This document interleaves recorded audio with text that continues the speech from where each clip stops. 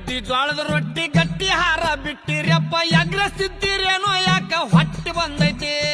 ರಾಗಿ ಉದ್ದಿ ಜೋಳದ ರೊಟ್ಟಿ ಗಟ್ಟಿ ಹಾರ ಬಿಟ್ಟಿರಪ್ಪ ಎಗ್ರಸ್ತಿದ್ದೀರೇನೋ ಯಾಕ ಹೊಟ್ಟಿ ಬಂದೈತಿ ಕಾಲ್ ಕೆಟ್ಟೈತಂತ ನೀವು ಕಟ್ಟಿ ಮೇಲೆ ಮಾತಾಡ್ತೀರಿ ಕಾಲ್ ಕೆಟ್ಟಿಲ್ಲಪ್ಪ ನಿಮ್ಮ ತಲಿ ಕೆಟ್ಟೈತಿ